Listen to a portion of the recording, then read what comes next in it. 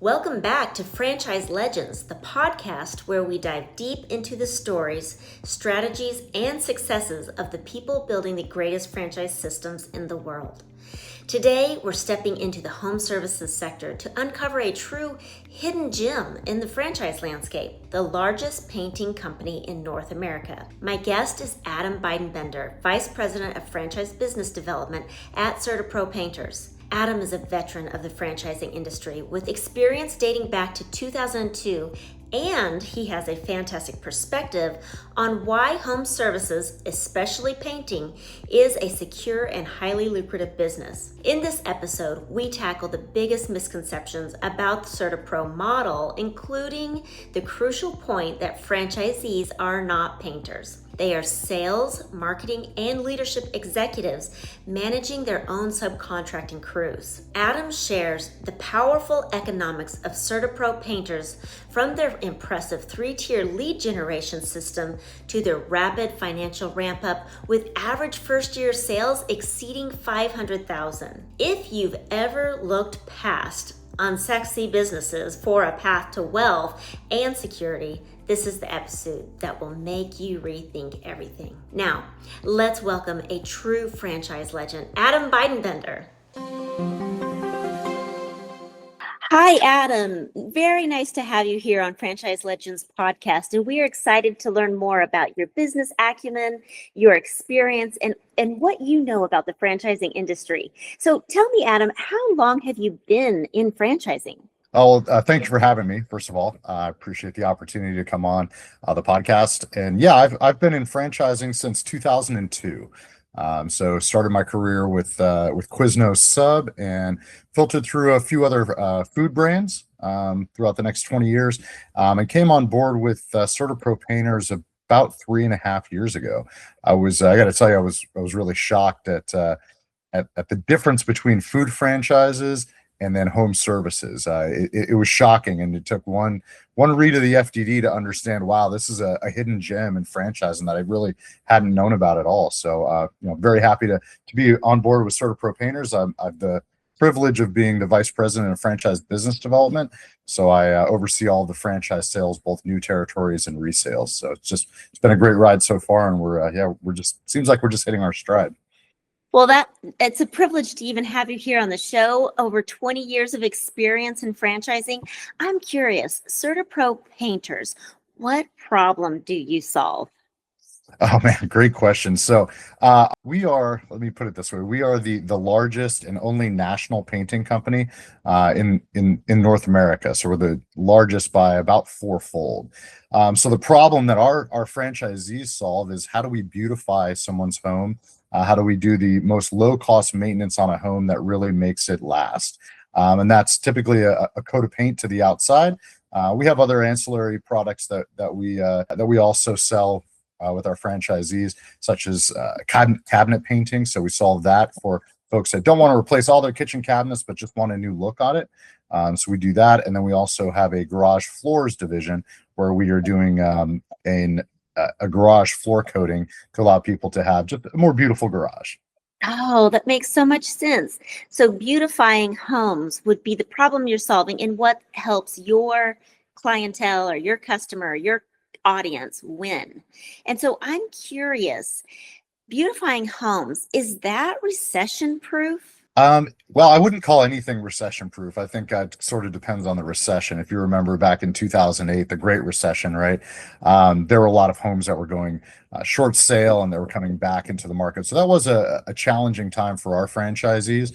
However, we got through that and came out of it in even better brands. So I wouldn't say recession proof, but when we talk about financial crisis of 2008 having to do with homes, but certainly it's something that for homeowners, it's something that's necessary to keep their home, to keep the value up on the home. So there's always going to be painting involved. And what I like to say is that, we offer a product in our franchises that AI is going to have a really challenging time doing, and Amazon is never going to sell home painting services. So we have a little bit of security in that. Yeah, what a great point. So There may be some misconceptions that people may have in the home industry services about franchising. Is there any misconceptions that you've run into that you would say, that's really not an issue here?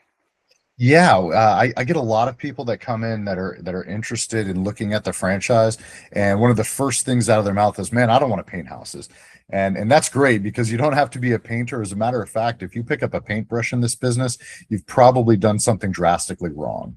What we are paint contractors in most states. So there are 4 states that we do have employee painters, but typically our model is to sell or market and sell paint jobs and then use subcontractors to produce the work. So it's a full subcontracting model. Now, I say that with a little bit of a caveat because in California, Nevada, and Arizona, we need to use, because of the legislation out there, we need to use employee painters. So it's a little bit of a different model, but we're thriving in all of those states as well. So it's really, that's the biggest misconception. They've got to be a painter.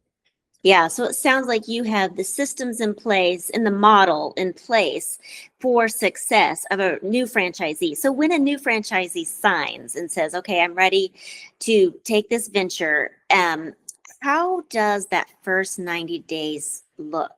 And what support do they get immediately? Yeah, so that's a great question because we pride ourselves on ramping up our franchisees very quickly. Our franchise disclosure document will show that our first year franchisees we ramp up to over 500,000 in sales, and our second year franchisees we're able to ramp up to over 800,000 in sales. Our average per franchisee is about 2.1 million in terms of revenue volume. So it's a great business model that way. In the first 90 days, a franchisee can expect to go to training, right? Our training, our initial foundations training has them training for 4 weeks. The first week in their at our corporate office in near Philadelphia, 2 weeks at home or virtual training that they'll do. In that week, they'll shadow some franchisees and do a lot of online learning. And they come back to the corporate office for their final week of training. In that training, we're helping the new people set up their businesses, make sure they have all their business licenses, their contractor license if their state or county requires it, and getting their business all set up, all while teaching them the sales and marketing end of the business. Then they go out to their territories and start business. They have a specific launch general manager or an operations person that are going to help them specialize doing nothing more than launching businesses. So they're going to help them launch all of their marketing, all of their acquire subcontractors through our national partners. They're also going to make sure that their business is starting to operate smoothly and get it started to ramp up. Before that first 90 days is over, they're likely going to attend another training with us, mostly virtual. And that could be either Foundations 2, where we come back and make sure that we inspect what we expect from our franchisees and make sure that they are fully trained and that things are operating well and get them a little more nuance and detail to some of the training they've already had. Or, again, depending on the time of the year and the schedule, they may be coming in for commercial training. Commercial training takes them beyond just residential painting and into the commercial sector. So think multifamily homes, warehouses, tip-ups, all kind of other painting opportunities. Again, we want to make sure that our franchisees have that really good base of residential paint under their belt, and then bring them into that commercial space where the possibilities are really endless with that. Wow. So no new franchisees do not have to reinvent the wheel. That is what you're telling me. That's right. We've been CertaPro's been around for 33 years. We've made 33 years worth of mistakes that we've learned from. So we want to make sure that we're passing all of that learning on to our new franchisees as they launch their new businesses. Yeah, what a great system. I'm curious then, what type of leads generation is in place with this system and this launching already there and the model in place of 33 years of experience and mistakes that help you overcome those as a new business owner? What type of leads for marketing to grab those new residential and commercial customers are in place? Man, what a great question, because that's one of our strengths is lead generation. So excuse me, we have 3 different levels of, and I'm going to take the long way around in your question, so I apologize, but I'm in sales. That's what we do. So we have 3 different levels of support as it relates to marketing. The first level is our general advertising fund. Every franchisee pays into this fund, and that typically handles all of the the marketing creation. So all the creation of our radio commercials, our TV commercials, our mailers, every piece of marketing we do is created through our corporate office and through this GAF program. Now that GAF, or that general advertising fund, also pays for some national ad buys, but typically that's all the creation and formation of that, not to mention the management of the digital spend that we do. As you know, digital is really where most of the marketing takes place these days. So that's your pay-per-click on any meta spend that we do, any of the other marketing programs that we do through Angie or Home Solutions, or any of these other sort of lead aggregation sites.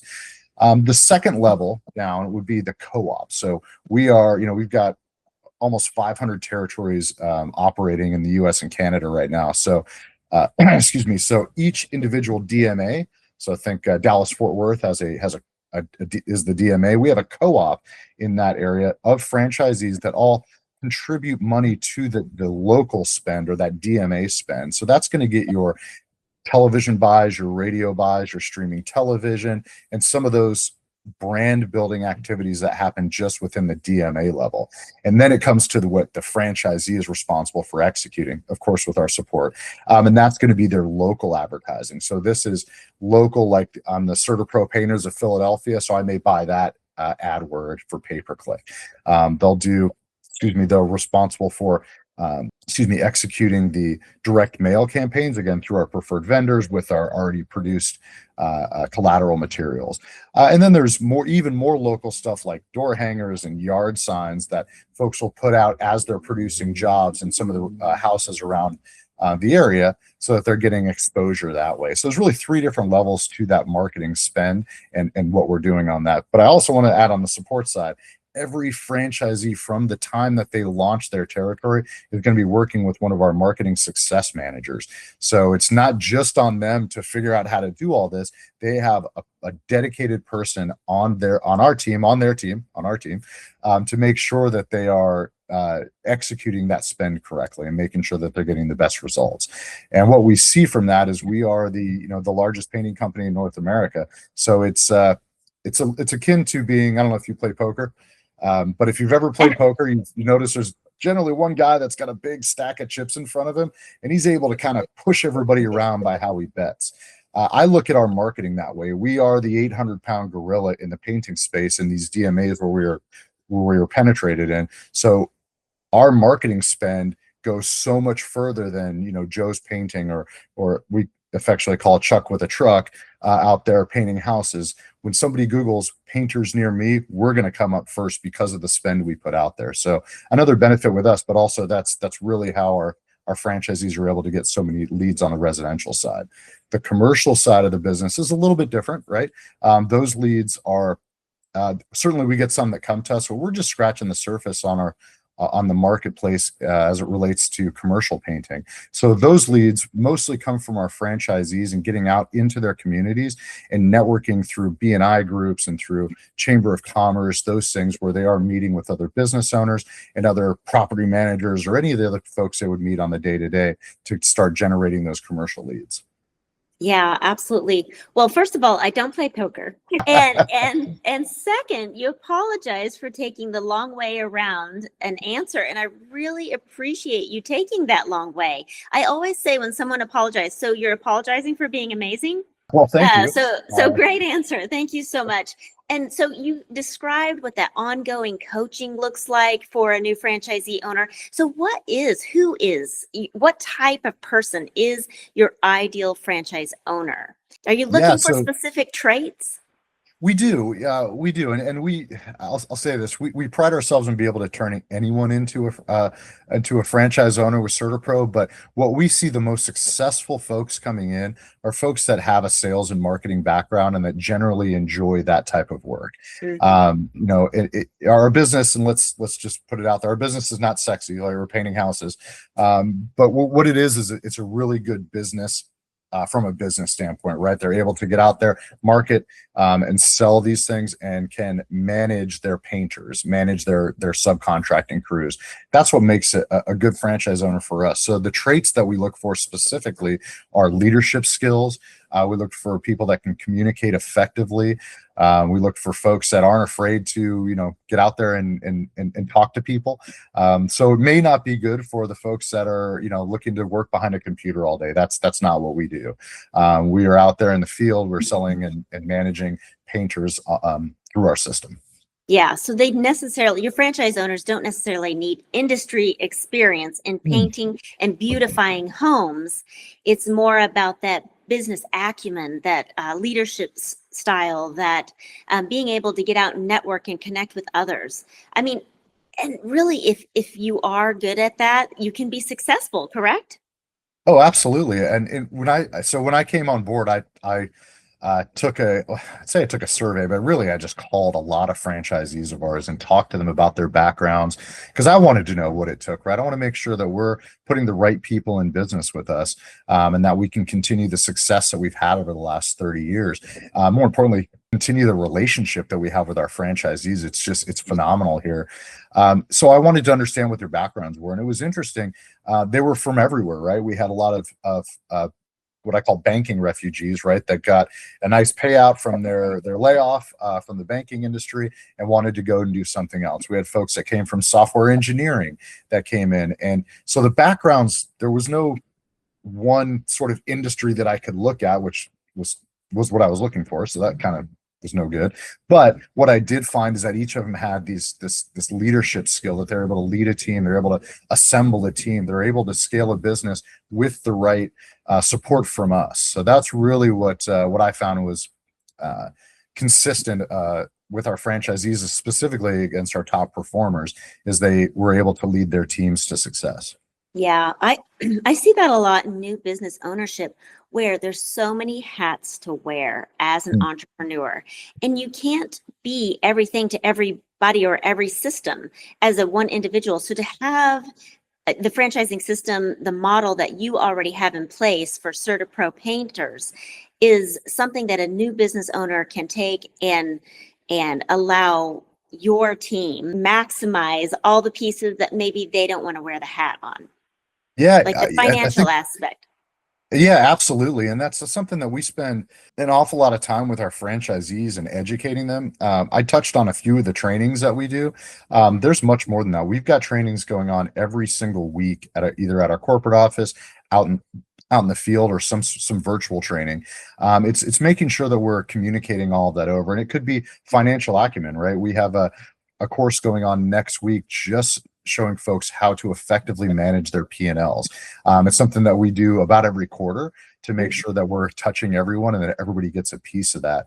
But it's not just how we manage our painters, or how do you sell a residential paint job, or how you sell a commercial paint job. It's really, how do you run your business? Yeah, How can you do that effectively? And we found that that's really worked with our franchisees. absolutely. Wow. What great piece of wisdom and advice and sharing your experience. Thank you so much. So, if someone is on the fence of becoming a new business owner, of becoming a franchisee, I'm curious, what's the number one reason you tell them to explore Certa Pro Painters seriously? Well, it's a couple of things, and I would say the first thing is to dismiss the sexy businesses. And I say that with all due respect to all the other franchise operating systems that are out there. I've been a part of those, right? I was in the fitness industry for a long time, which always seemed great. I love fitness and I love to get out there and I love the gym culture. Turns out it was a really tough business for the franchise I was a part of. Same with food. I go in and I love that sandwich. Oh my gosh, I have to own this and bring it to my community. Not realizing that it was a 365 day a year job, right? And that if my guy that slices meat in the morning doesn't show up, guess who's doing it? I am, right? So Mhm. that was it was a wake up call when I coming to this, because I thought of painting. I'm like, man, I don't want to go into the painting business. I thought about that before I even came on board, until I looked at the numbers and found out that it's a really great business. It's not sexy. We're painting houses, but it's a good business. The business part is sexy, but what we do is not. So that's something Sure. that I would say for folks looking at business is if you can get past the initial, I got to have this sandwich shop in my town, and really look at the business and what you're going into business for, which ultimately is to make money or build wealth or security, whatever that is. A good strong business model does that for you. And that's what I would look for if I was looking for a franchise. What's a good business model? Are the four-wall economics good? And if they are, can I see myself leading a team doing whatever it is, in our case, painting?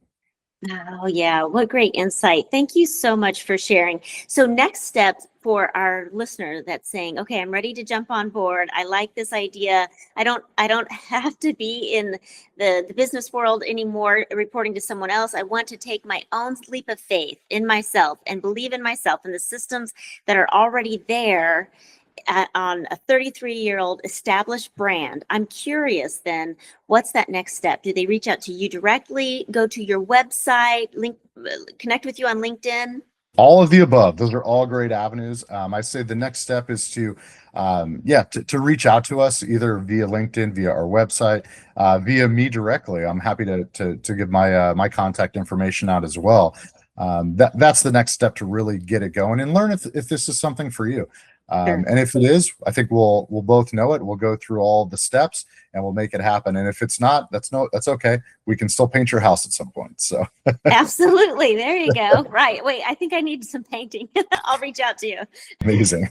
You can connect me to the right person. Okay. Thank you so much, Adam. It's been a pleasure to connect with you and understand your business model and just understand your passion as well. With you being in the gym industry or the food service industry, and then now in the painting, it really demonstrates that you just have a passion for business and success. And so just thank you for sharing that. And I have one last question. Yeah. As a new franchisee, can you share just a little bit of the numbers on CertaPro Painters? Oh, sure. So let me start with what comes out of our FDD, because these are, I'll tell you, this is what really attracted me when I first opened up the FDD to want to come and work for this company. Our startup costs on a new territory range anywhere from about 170,000 to 246,000. Our our average franchisee does a little over $2.1 million a year in revenue. So that is something I never saw in a food franchise or a gym franchise. It was really a lot of building going on before you could get there. The other thing that really stuck out to me in our numbers is how quickly we're able to ramp people up. In our first year, we're able to ramp people up to over 500,000 in revenue. And their second year of operation, we're able to get them over that $800,000 mark, which means the next scaling steps are not that far out of reach to get to our average of 2.1. So that to me was something that was very special about this brand. And it's a testament to our training, to our support staff, and how they're able to get out there and really work with these new franchise owners to make sure that they're successful. Yeah. Wow. Well, thank you again for sharing. I love hearing numbers. That 2.1 million revenue is quite a staggering number. So thank you, considering this is a home service and you have found your niche here in the home service industry. So thank you again, Adam, for being here. I appreciate you joining us here on the Franchise Legends podcast. Well, thank you so much for having me.